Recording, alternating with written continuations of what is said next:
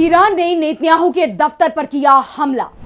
खुफिया जानकारी मिलते ही ईरान ने किया हमला। खामेनेई की मौत के बाद ईरान का सबसे बड़ा हमला।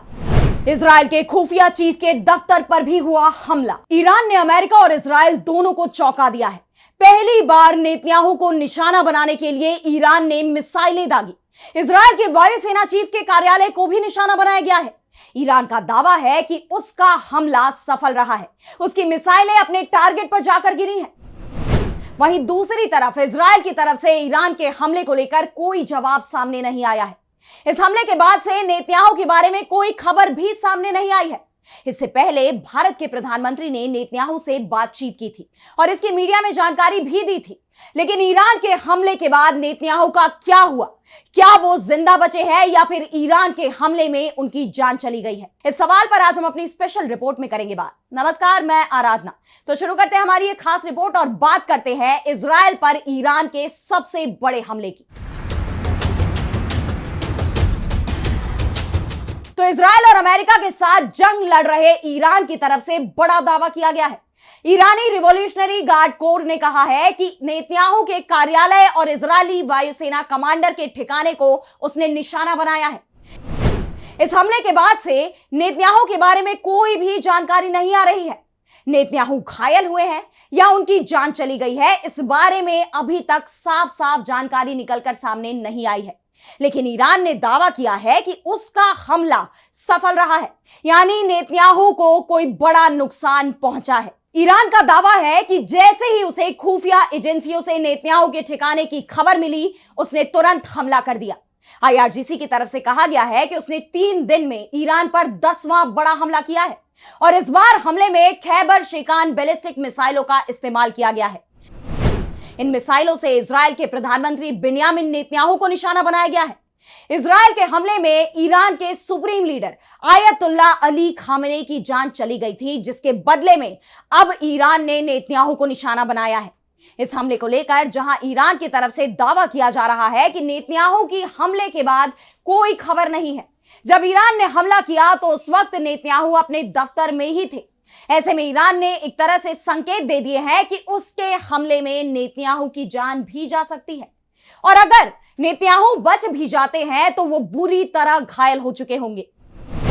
इजराइल की तरफ से नेतन्याहू को लेकर अभी तक कोई ठोस जानकारी नहीं आ रही है, लेकिन ईरान की तरफ से यह जरूर कहा जा रहा है कि नेतन्याहू के कार्यालय पर हमला कामयाब रहा है। इसके लिए उसने अपनी खैबर शेकान मिसाइल का इस्तेमाल किया है, जिसे रोकने में इजराइल कामयाब नहीं रहा। वहीं इजराइल की तरफ से सिर्फ इतना कहा जा रहा है कि ईरान की खैबर शेकान मिसाइलें इजराइल तक नहीं पहुंची हैं, जिसके बाद सवाल ये उठ रहे हैं कि क्या इजराइल भी अब नेतन्याहू को लेकर कुछ छिपाने की कोशिश कर रहा है? क्योंकि ईरान ने जब से इस हमले का दावा किया है, उसके बाद से नेतन्याहू किसी भी सार्वजनिक जगह पर नजर नहीं आए हैं और ना ही उनका कोई वीडियो जारी किया गया है जिसमें वो इस वक्त की स्थिति को लेकर कुछ बोलते नजर आ रहे हो। ऐसे में सवाल ये उठ रहे हैं कि क्या नेतन्याहू जिंदा हैं या ईरान के हमले में वो बुरी तरह घायल हो गए हैं या फिर उनकी जान ही चली गई है। कई सवाल नेतन्याहू को लेकर उठ रहे हैं। अब अगर हम खैबर शेकान मिसाइल की बात करें तो यह मिसाइल ईरान की सबसे ताकतवर मिसाइलों में गिनी जाती है।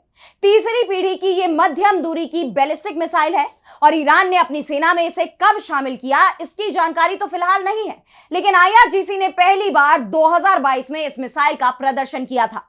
इस मिसाइल की सबसे बड़ी ताकत इसकी रफ्तार और इसकी सटीकता है। यह किसी भी एयर डिफेंस सिस्टम को चकमा दे सकती है।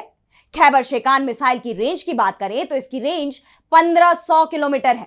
अगर ईरान अपने पश्चिमी हिस्सों से इसका इस्तेमाल करता है तो वहां से पूरे इजराइल को इस मिसाइल के जरिए ईरान आसानी से निशाना बना सकता है।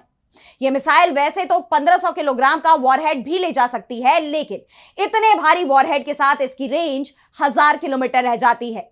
लेकिन 500 किलोग्राम के वॉरहेड के साथ यह 1500 किलोमीटर तक सटीक निशाना साध सकती है। इस मिसाइल की सबसे बड़ी खासियत इसकी स्पीड मैक 16 है, यानी आवाज की स्पीड से यह 16 गुना तेजी से अपने टारगेट को हिट करती है। इसकी स्पीड आप इसी बात से समझ सकते हैं कि आवाज की स्पीड 1200 किलोमीटर प्रति घंटे के करीब होती है और खैबर शेकान मिसाइल की स्पीड इससे भी 16 गुना ज्यादा है। इस मिसाइल को और घातक बनाता है इसकी मैन्यूवरेबल री एंट्री व्हीकल तकनीक, जिसका मतलब है कि यह उड़ान के अंतिम चरण में अपना रास्ता भी बदल सकती है, जिससे इसे इंटरसेप्ट करना लगभग नामुमकिन हो जाता है। इस मिसाइल में ठोस ईंधन का इस्तेमाल किया जाता है और इसीलिए इसे लॉन्च करने में सिर्फ 15 मिनट का वक्त लगता है। इसके साथ ही इसे किसी भी मोबाइल लॉन्चर से छोड़ा जा सकता है, यानी ईरान की यह मिसाइल इजराइल के लिए एक घातक हथियार बन सकती है। इस बीच ईरान की एक हाइपरसोनिक मिसाइल का वीडियो भी सामने आया है, जिसमें वो अपने लक्ष्य पर गिरने से पहले 10 से ज्यादा इंटरसेप्टर से बचती नजर आ रही है। रात के समय लिए गए इस फुटेज में दिखाई दे रहा है कि एक साथ कई इंटरसेप्टर लॉन्च किए जाते हैं, लेकिन ईरानी मिसाइल बिजली की तेजी से आगे बढ़ते हुए अपने लक्ष्य पर गिरती है और इसके बाद जमीन पर जोरदार धमाका होता है। वीडियो को एक्स पर एक यूजर ने साझा किया है, जिसे देखने पर ऐसा लगता है कि आसमान में आतिशबाजी का प्रदर्शन चल रहा हो। इस पर कैप्शन दिया गया कि ईरानी हाइपरसोनिक मिसाइल ने लक्ष्य पर हमला करने के लिए 10 से ज्यादा इंटरसेप्टर रॉकेट्स को चकमा दे दिया है। ईरान सिर्फ इजराइल पर ही हमला नहीं कर रहा, बल्कि वो हर उस देश पर हमला कर रहा है जो अमेरिका और इजराइल के साथ खड़ा हुआ है। इस जंग में पहले ही दिन से यह कहा जा रहा है कि हमले के पीछे सऊदी क्राउन प्रिंस सलमान का हाथ है, जो अमेरिकी राष्ट्रपति डोनाल्ड ट्रंप पर दबाव डाल रहे थे कि ईरान पर हमला किया जाना चाहिए। ऐसे में ईरान की तरफ से अब जंग में सऊदी अरब पर हमले तेज कर दिए गए हैं। उसने सऊदी अरामको की रास तनुरा रिफाइनरी पर ड्रोन से हमला किया है। इस हमले के बाद रिफाइनरी के कुछ इलाके में आग लग गई और इसके तुरंत बाद तनुरा रिफाइनरी को फिलहाल के लिए बंद कर दिया गया है। रास तनुरा सऊदी अरब की सबसे बड़ी और पुरानी रिफाइनरियों में से एक है, जिसकी प्रोसेसिंग क्षमता लगभग 5.5 लाख बैरल प्रतिदिन है। अगर यह लंबे समय तक बंद रहती है तो पेट्रोल, डीजल और जेट फ्यूल जैसे प्रोसेस्ड उत्पादों की सप्लाई घट सकती है और यही वजह होगी कि तेल की कीमतों में इजाफा होगा।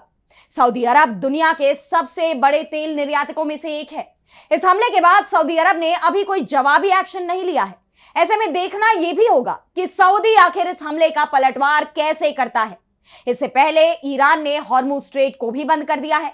दुनिया का 20% तेल इसी रास्ते से होकर गुजरता है, जिसके बाद दुनिया भर में कच्चे तेल और प्राकृतिक गैस की कीमतों में 15% का उछाल आया है। अगर आने वाले दिनों में इस तरह रिफाइनरियों या तेल टर्मिनलों पर हमले होते हैं तो पूरी दुनिया में तेल का संकट आ सकता है। ईरान की तरफ से जिस तरह पलटवार किया जा रहा है, उसके बाद अमेरिका और इजराइल के अंदर भी खतरे की घंटी बज गई है, क्योंकि अमेरिका यह दावा कर रहा था कि उसके पहले हमले में ही ईरान की टॉप लीडरशिप खत्म हो गई है और वह आसानी से ईरान के साथ डील कर सकता है। अमेरिकी राष्ट्रपति डोनाल्ड ट्रंप ने कहा था कि अब ईरान के साथ अच्छी डील हो सकती है, लेकिन खामनेई की जान जाने के बाद ईरान के तेवर और भी ज्यादा तीखे हो गए हैं और उसकी तरफ से पूरे मिडिल ईस्ट में हमले तेज कर दिए गए हैं। और अब जिस तरह से ईरान अपनी आधुनिक मिसाइलों को अपने जखीरे से निकाल रहा है, उससे ये जंग और भी घातक होती दिखाई दे रही है और यही वजह है कि इस जंग को लेकर पूरी दुनिया टेंशन में है। फिलहाल आज स्पेशल रिपोर्ट में इतना ही। कैसे लगी आपको रिपोर्ट हमें कमेंट सेक्शन में बताइए और अगर आपको रिपोर्ट पसंद आई तो वीडियो को लाइक करना ना भूलें और चैनल को सब्सक्राइब कर लें। इसी के साथ मुझे दीजिए इजाजत और देश दुनिया की तमाम बड़ी खबरों के लिए आप देखते रहिए डीबी लाइव। नमस्कार।